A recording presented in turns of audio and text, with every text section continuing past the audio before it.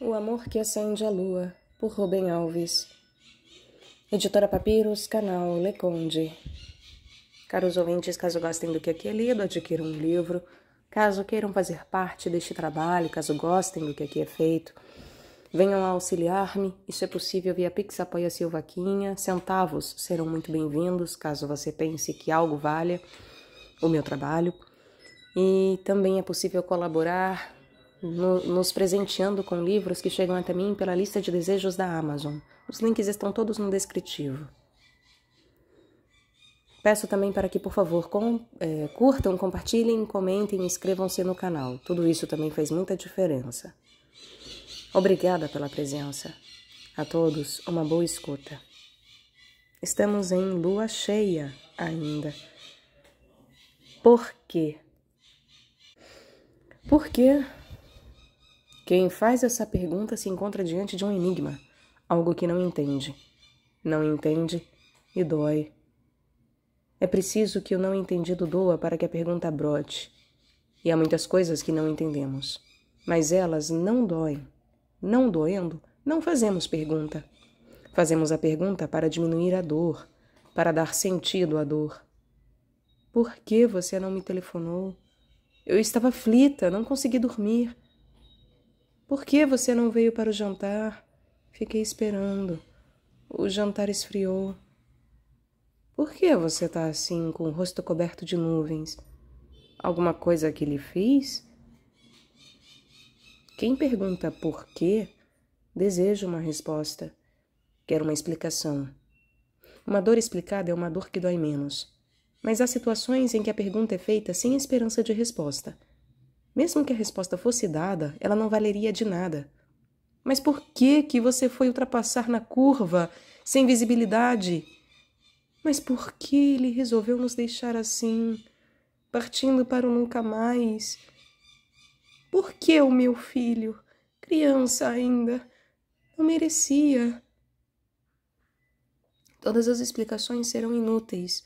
E, na verdade, o porquê aqui não é uma pergunta. Não se espera por uma resposta. O porquê é um grito de protesto dirigido aos céus, um urro que surge das vísceras, que nenhuma resposta poderá explicar ou consolar. Grito que se grita diante da dor sem consolo. Nessa hora não há ateus. Se a cabeça diz que Deus não existe, o coração lhes diz que tem de existir. Não é justo que os céus estejam vazios e que não haja ninguém que responda. Não é justo que o meu grito não seja ouvido até os mais distantes confins do universo. Que é uma galáxia diante do tamanho da minha dor? Há de haver um responsável. Há de haver alguém que eu possa odiar por causa dessa dor. Fernando Pessoa, abre aspas. Deus pessoal, Deus gente dos que creem, existe, para que eu te possa odiar. Quero alguém a quem possa a maldição lançar da minha vida que morri, e não o vácuo só da noite muda que me não ouve. Fecha aspas, é de Fausto. Fausto do Fernando Pessoa. As religiões, todas elas, na medida em que as conheço, possuem respostas para a pergunta por quê. A resposta que todas dão é a mesma. Diferenças? Nada mais que variações sobre um mesmo tema. E o que todas dizem é que Deus é a causa da dor. Não importa como elas pensam que Deus é. É Deus que nos faz sofrer. Sofremos porque Deus quer. Se Ele não quisesse, não sofreríamos. Lembro-me de um hino em que eu cantava, ainda canto. De vez em quando. A música é bonita. E na beleza da música, frequentemente navegam palavras absurdas, e hino esse que dizia: não há dor que seja sem divino fim. Não há dor que seja sem divino fim. Se assim é, a dor é meio para os propósitos divinos. A dor é ferramenta de Deus. Artífice terrível ele é. E se a dor é dada por Deus, temos de ser gratos por ela. Deveria haver celebrações litúrgicas em seu louvor. O sofrimento é o avesso horrendo de uma tapeçaria cujo lado direito, maravilhoso, só Deus conhece. Tem de ser assim? Tem de ser assim. É uma exigência da lógica. Os teólogos todos concordam em que Deus tem de ser onipotente. Se não for onipotente, ele não é Deus. Um Deus fraco é impensável. Assim, tudo o que acontece no universo acontece pela sua vontade. Se coisa houvesse que acontecesse à revelia da vontade de Deus, ele não seria onipotente. A lógica exige que, para que Deus continue a ser Deus, a dor seja produzida por ele. Por que Deus nos faz sofrer? A resposta mais comum é que a dor é um castigo divino por nossa desobediência. Deus é como o Papai Noel, dá presentes para os meninos bonzinhos. Fosse verdadeira essa explicação, os maus deveriam viver em desertos tórridos e os bons em oásis verdejantes. E seria uma vantagem enorme fazer o que Deus manda. Garantia de que o nenenzinho jamais nasceria com síndrome de Down, nossos filhos pequenos jamais teriam câncer, nossos filhos adolescentes jamais morreriam em acidentes, os negócios sempre iriam bem, o casamento seria feliz, a velhice seria tranquila. E o sofrimento, além da dor, seria motivo de vergonha, pois somente são castigados os pecadores pelos seus pecados. E assim o mundo se dividiria entre os que não sofrem, evidência da sua inocência, e os que sofrem, evidência da sua culpa. Pobres viúvas desamparadas, pobres enfermos nos leitos de dor, pobres crianças famintas, todos sofrendo pelo justo dedo de Deus que dá prêmios aos justos e castigos aos injustos. Pascal fez uma curta anotação num dos seus cadernos. Deus de Jesus Cristo, não o Deus dos filósofos. Deus de Jesus Cristo, e não o Deus dos filósofos.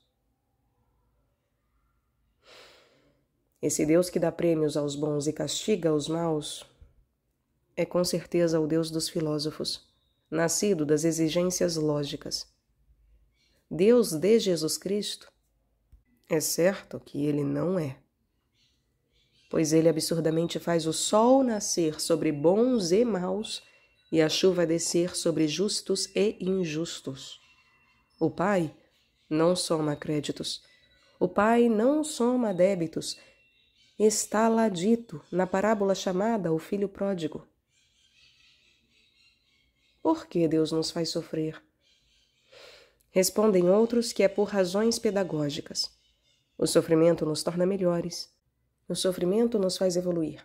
É a pedagogia da palmatória. As crianças aprendendo não pelo amor ao saber, mas pela dor. É a filosofia das penitenciárias. Pelo sofrimento, os homens maus ficam bons. E assim poderíamos contemplar o maravilhoso espetáculo. Pela porta de entrada das prisões, entrando os criminosos de rosto duro e cruel. E muitos anos depois, após sofrimentos sem medida, pela porta de saída, saindo os rostos angelicais dos que haviam entrado como criminosos, transformados pelo poder da dor. Não é verdade que o sofrimento torna melhores as pessoas. O sofrimento frequentemente embrutece, tira a sensibilidade, tira a esperança, torna cruéis as pessoas.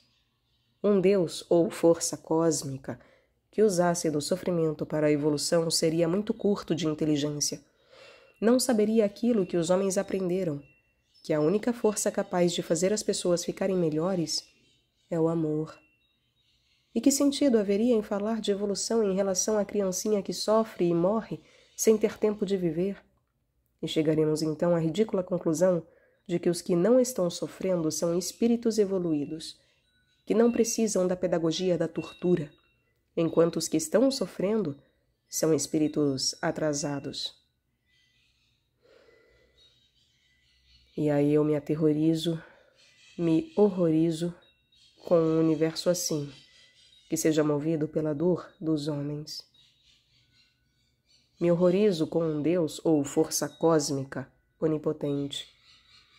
É impossível amá-lo. Somente um demônio seria capaz de imaginar um universo movido à dor. Prefiro imaginar que o universo seja movido pelo poder do amor e da alegria.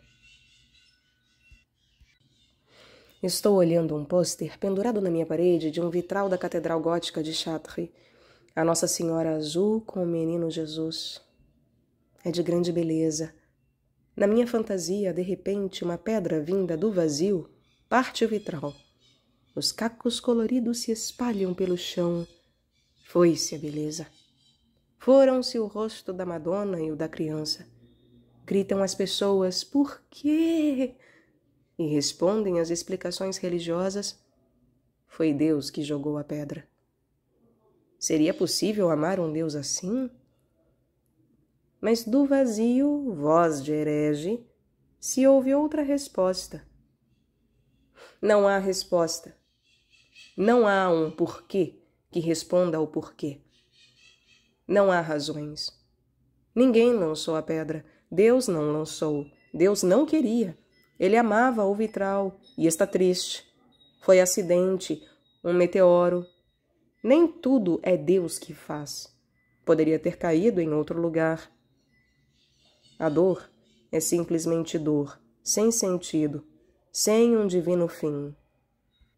E aí, olhando para os cacos do vitral espalhados pelo chão, sem sentido, vê-se o vulto catando os cacos, um a um, e pacientemente os arranjando de novo, como um quebra-cabeça. Num Deus assim eu gostaria de acreditar. Um Deus assim eu poderia amar, e até me juntaria a Ele, ajudando a catar os cacos.